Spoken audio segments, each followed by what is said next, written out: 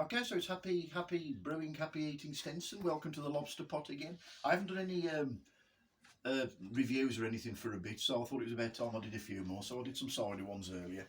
So I just wanted to do just a few little things on beer.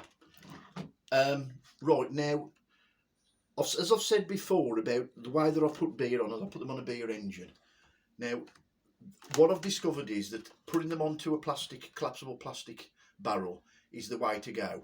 It really is. But you've got to be very careful when you buy the plastic containers that they have got this mark on them, which you can see, which is a fork and a glass. That means it's food grade. If you don't buy them with that on, it will impart a flavour to the brew.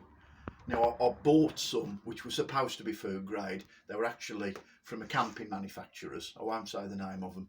And I only paid about a fiver for it. And they were big plastic barrels, but they ruined the beer. They imparted a flavour, and I should have took them back. If you'd have gone camping with them, they'd have been no good for making tea. They were a disgrace, to be honest with you. But these, I only paid £2.50 for from a local supermarket chain that I'm sure you've all got up your local high street. So £2.49, and I've been through before of how you connect them on. What you need to look for is a spout with a little bit of a spout that will take a hose pipe and a Jubilee clip. And as I said before, just a piece of hose and then onto a hose connector. And then you can just click them on and off. Okay? So, as I say, all that's cost me is £2. Now they're 10 litres capacity, which is fine because I do a 20 litre brew. I'll reduce down from 5 gallons. So they're perfect sizes to split the brew into two, and each one then will fit in the freezer. In fact, I'll get them both in the freezer so I can get them both down to fridge temperature. So they absolutely are perfect, and that's the way to go. You don't need any gas, you don't need anything. Now, I discovered these from, again, a local supermarket, your cheapo supermarket. These little bags here, they're fruit and veg bags. And as you can see, they're a fine mesh. And they've got a drawstring on, and they are absolutely perfect for containing grain or hops. So if you're suspending hops in something, which you do with these kits, which I'm going to review, they've got a string on, you can drop them in, tie the string around the top of the barrel, put the screw top on. They're fantastic, and they are 25 pence, 25p. So cheap as chips, and they're perfect. They're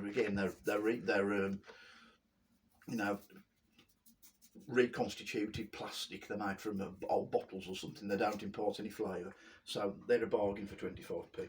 Now, we're lucky to have the Homebrew place down at Gornal called it used to be Harris's Homebrew. It's now called Blackrock Brewery. You can buy them on the internet, and I've found their kits. They're all grain, part grain kits, and these smaller kits that they're doing, absolutely fantastic.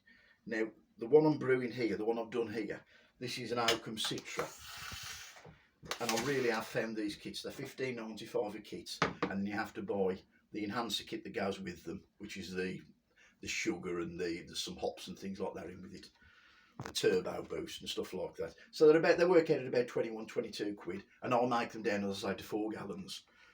And this Citra kit and the Ruaka kit, I've found are absolutely fantastic. I'm working my way through the range. I've done the milk stout, I've done the amber ale that they do, and I've got an English lager. It's like an English pale lager, it's called.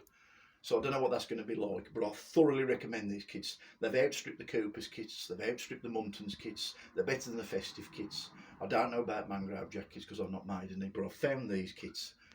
This Oakham Citra is virtually identical to the commercial Oakham Citra, and it's a beer I know well. If I was served that in a pub, the clarity's perfect, the nose is perfect. In actual fact, I tried to be a bit clever, and I up the hops. I put 4 ounces of Amarillo hops in as well, because you get hops in the kit, and it's almost too hoppy. But I'm not kidding. If you were given that in a pub as an Oakham Citra, you'd drink that and you'd say it's fantastic. It's what it is. And a word of warning: the strength is phenomenal. So really, that's really all I wanted to review. So keep posted. There'll be some more reviews coming on. There's the lager I'm doing. I'll do that one, and there'll be one after that, and maybe something more on the cider. Okay, all right then. So happy brewing, happy eating. Have a go.